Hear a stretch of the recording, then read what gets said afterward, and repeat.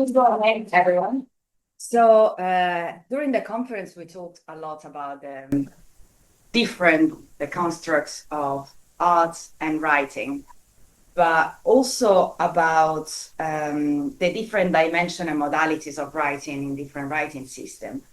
So what I'm interested about, and I would like to talk about today, is how can this influence the future of writing? So not just the past, but how can we take it into the future? I need this for the slides. So to explore this question, I would like to introduce the first concept, which is the concept of interoception. Interoception is a neuroscientific theory that concerns our awareness of the internal processes. So how we interpret the signals that are coming both from inside and outside. So it's about us in the surrounding environments, all in one, not just like something separated. And many of these processes remain unconscious and are not directly accessible to the senses, but they are fundamental to the way we exist, feel, and orient ourselves in the world. It's also considered one of the bases of self-awareness. And there's lots of neuroscientists research about this, which I'm not going to go through today, but just to let you know.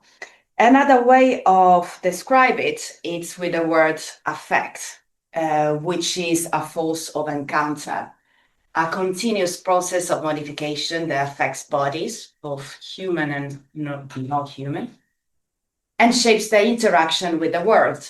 Affect operates before it's named, interpreted, organized into language. It involves changes in intensity, interpreted, before things are named,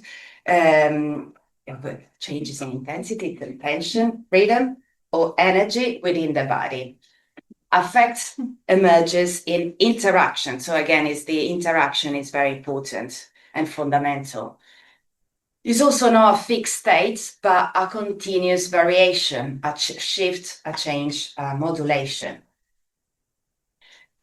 So we have these different stages that I would like you to take into consideration. Affect is the pre-linguistic, the pre-conscious organization of signals.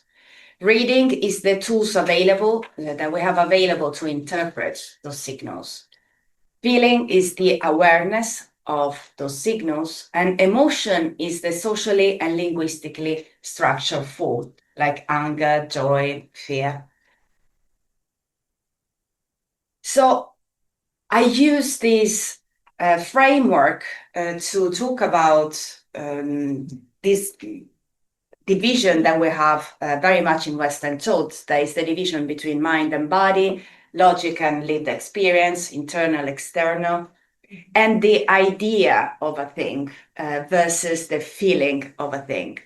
So I started asking myself, well, what's this thing? So I looked into the etymology of the word.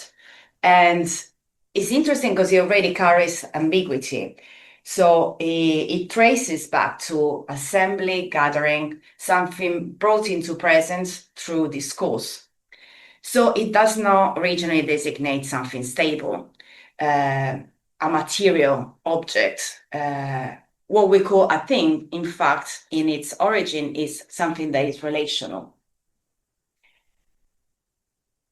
And here comes interwriting. So interwriting is a process that consider all of these factors that we've been talking about. So interoception, affect, idea, feeling, and materiality. Not as separate domain, but all as like an experience.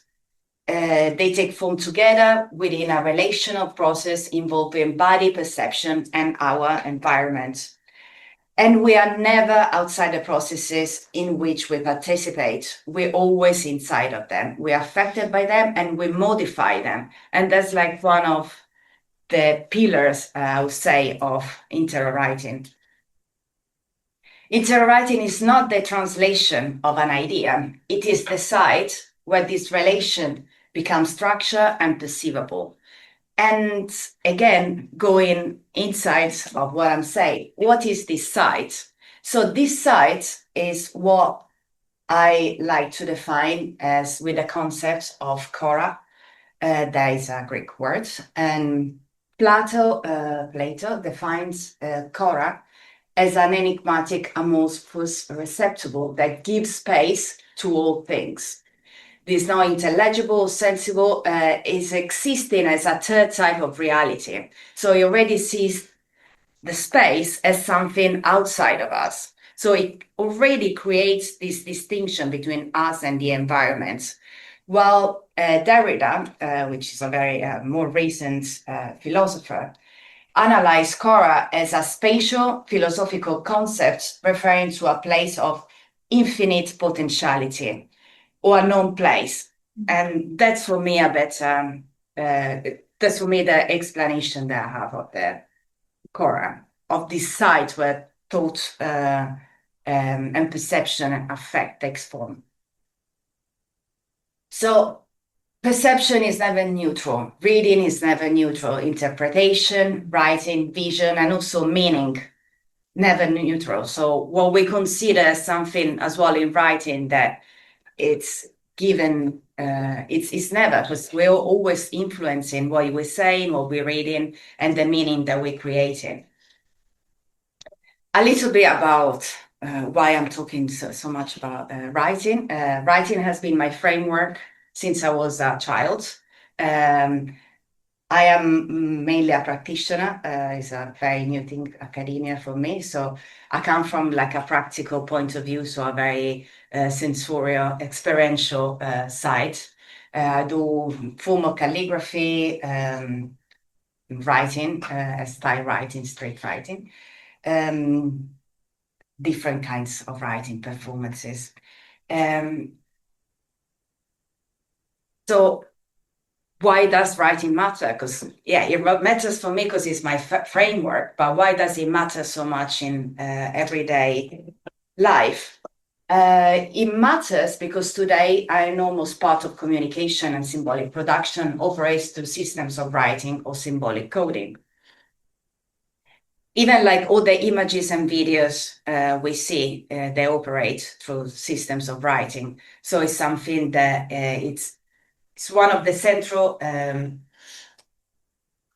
way of we communicate with each other. Yeah, and it's also one of the central technical and cultural infrastructure through which society organizes memory, authority, communication, and perception. And yet, in modern society, writing has become invisible. Its materiality, its technical condition, its force as a form, and its role in education are often forgotten in favor of the data or information it's supposed to carry. Writing is treated as a vehicle, a support, a medium for a meaning presumed to exist elsewhere. And this is precisely the point that interwriting challenges.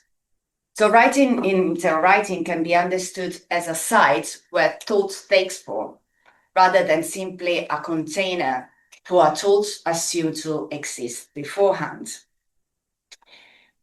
This identification, in fact, is historical. It belongs to a specific trajectory that has privileged semantic abstraction over the rhythmic and multidimensional nature of the sign.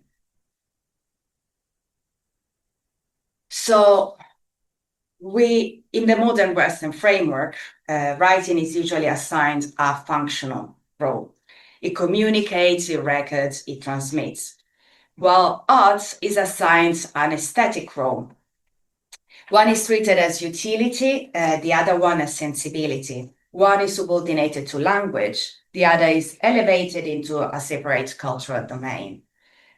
But this division is historical. So can writing be understood again as a relational word-forming practice? As we see, in many different writing systems, the Mesoamerican, the Japanese, like writing can be experienced as like much more than just a vehicle for language. So here, the concept of techne comes into help, because in ancient Greek, all the arts were, there was an art and writing, all the arts were techne, which was a skilled form of making practical knowledge. And exactly including architecture, math, astronomy, calligraphy, painting, rhetoric, carpentry, medicine, music. So it's knowledge embodied in the action, a word forming practice.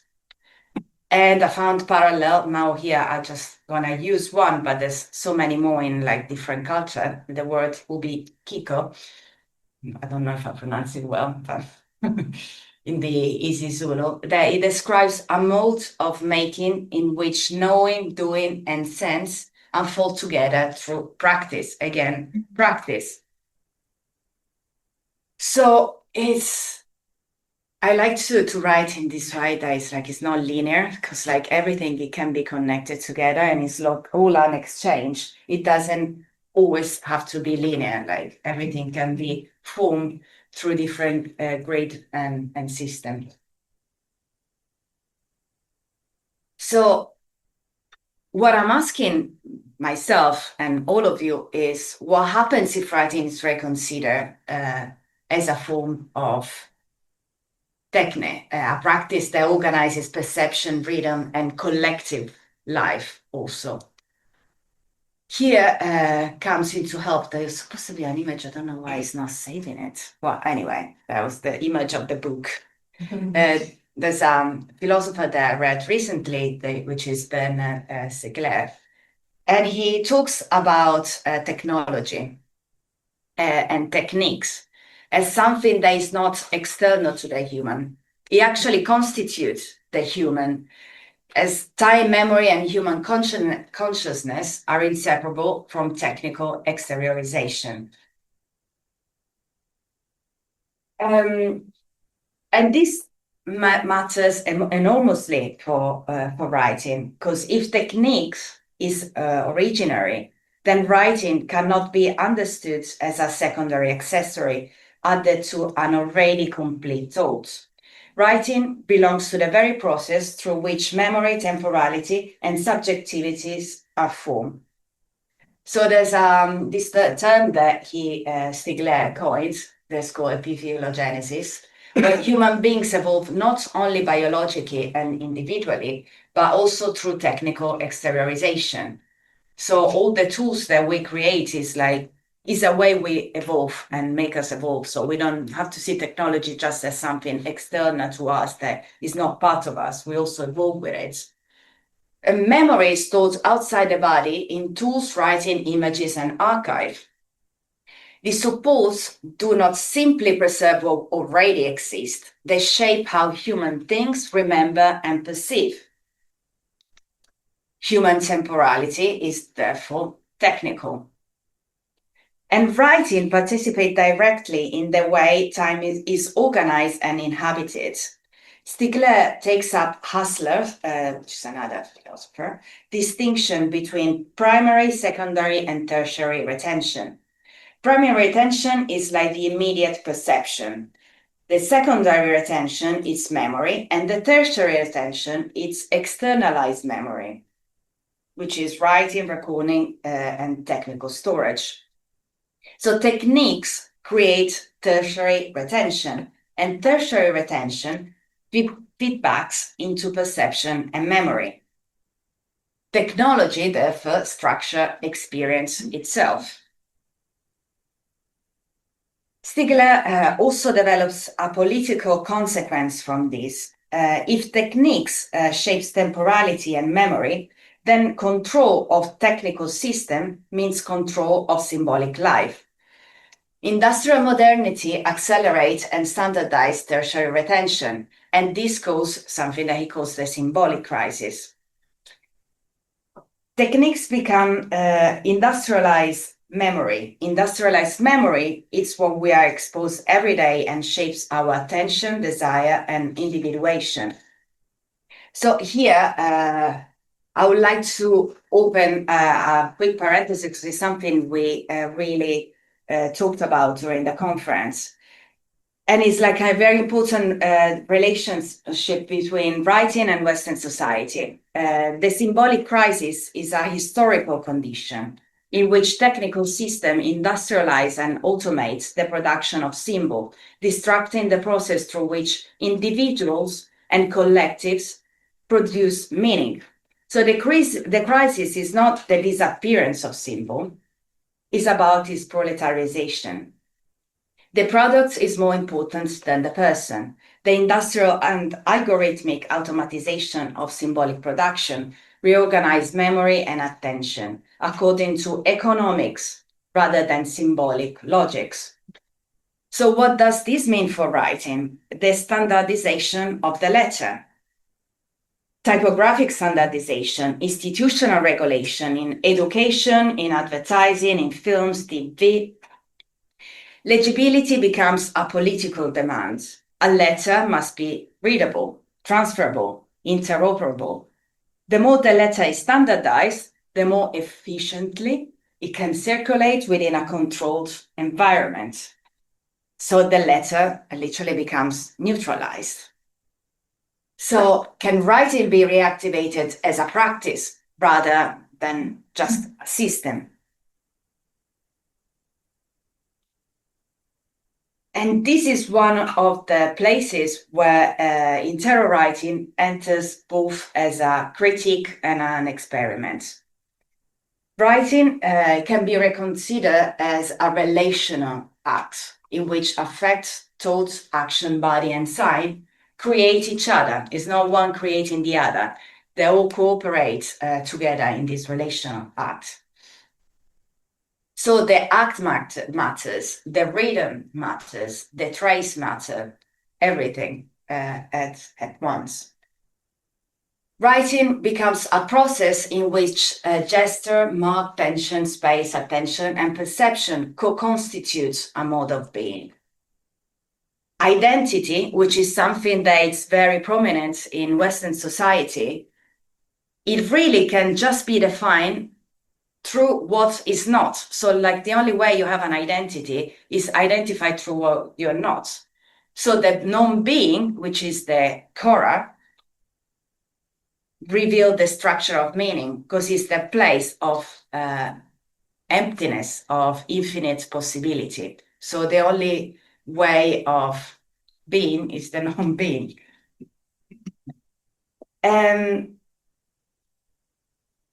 I would like to now go through the social part of the social interaction of writing, which is also through documents and records that we always look at to find the different structure of writing system. So they use to stabilize identity across space and time, but documents and records are just one point of view. So, and the document is also defined by what is not, which is its context. Because like if we see a document outside of its context, it doesn't really give us the full picture. So can we define what writing is just from a document or a record? This is my question for all of you. And the other social sides of language and writing, it's the narrative, praise, criticism, and gossip map the social structure of a community. Things like reputation emerges through repeated mention and collective recognition.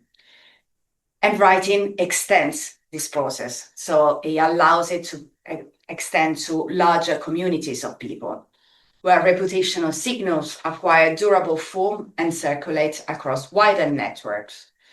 So writing participates in the formation of collective life. And here, for me, is like a very important switch to what is the style writing, which is social form of writing, I said. I call it style writing because graffiti is a term that was imposed by the media. So the pioneers did not like to use the words, and I don't like to use the words. I think style writing is a more appropriate one. So style writing transforms writing into a form of territorial presence. A tag gains force through repetition across surfaces and location. Each appearance reinforces the visibility of the name and expands its recognition within a community. Writers establish recognition through circulation and risk rather than through institutional validation. It's taking handwriting back to people. Also, it's very important to mention that it's a very important moment in the history of writing and in the history, especially of like the Latin alphabet, because for the first time in the history of the Latin alphabet, the symbol, like the letter, is not conceived as a phonetic symbol. It's conceived as a concept, as a movement, as something that you act and live upon. Graffiti writer often embrace the label of vandal also rather than the one of an artist. So again, the dichotomy between art and writing. Because to be an artist risk incorporation into institutional frameworks that neutralize the destructive force of writing. To be a vandal is to insist on rupture, to expose the fragility of social order and to mark space against the grains of sanctioned visibility. And this tension is not new. In fact, the use of writing outside official channels has historically operated as an establishing force. For example, even with Dante Divina Commedia, which use vulgar Tuscan rather than Latin, and it was seen for his work that was seen as something like illegitimate or lower somehow, or even Luther that translated the Bible into German and the black letters that we talked about yesterday. This form of writing that was considered exactly lower or illegitimate became the very medium of cultural transformation. And in this light, style writing's embrace of vandalism can be read as part of a longer history of writing practices that reconfigure power through their refusal to comply with dominant norms of language, legibility, and legitimacy. Seen against the history of writing as an instrument of standardization and control, from the colonial imposition of Latin script to the valorization of Roman type, tagging and style writing emerges as a refusal. It challenges the assumption that writing must be uniform, transparent, detached from the act. And here, I would like to introduce the work of Ramosi, which is a pioneer of writing. And what I found very interesting, it's that he reframes writing as, first of all, he calls his word Gothic futurism. And it's called Gothic futurism because his idea is that the medieval monk planted the mystery of the letters underneath the soil. So if you go to the subway to pay train, it's the only way that you can understand the full potential of the letter. The mystery behind was something that is imposed and is visible in society. So you find the secret of the letters, and that's why we call it Gothic futurism. For him, letters are not neutral sign. They are armored identities. That's some of his work. He created also what he called letter races, which are letter forms modified for speed, defense, and attack. Language, that's the Gothic futurism. So he was very into the letter sigma, because like every letter has like a different potentiality and like different meaning that can carry. And the whole armor, that's the theory of wild style lettering. The letters are armored, like you fight the power, you fight society through this armored letter. So language institutions standardize letter, and standardization produces legibility, and legibility produces control. So Ramosi responds by making letters illegible yet hyper visible. Writing becomes resistance against a society that wants to erase you. This action proves my existence. Illegibility becomes a way of resisting capture by system of visibility and control.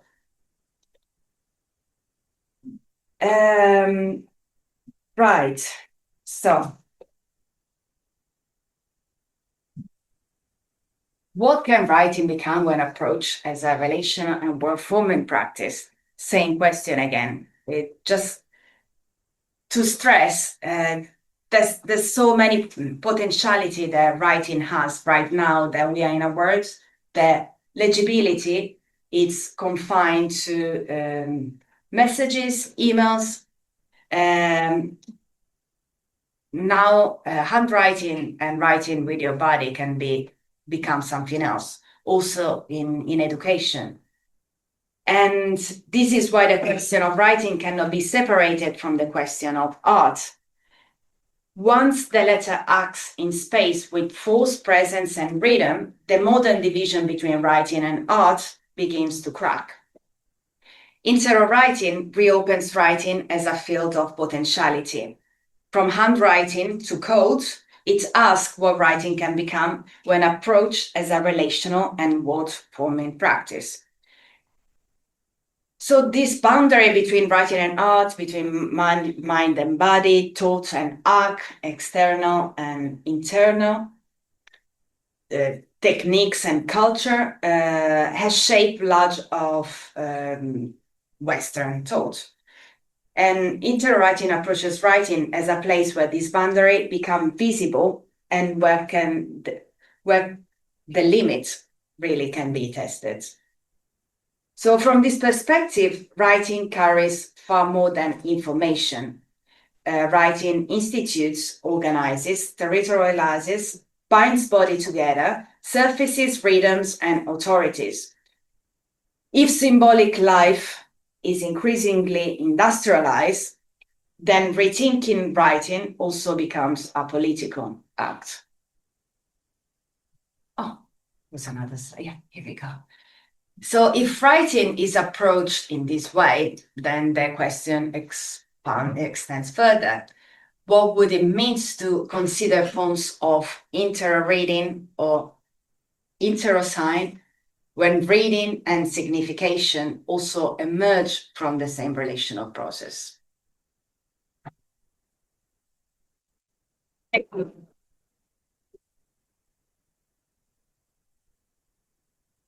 you, Alice. Holding this. Okay, so it's my great pleasure and slight source of stress to introduce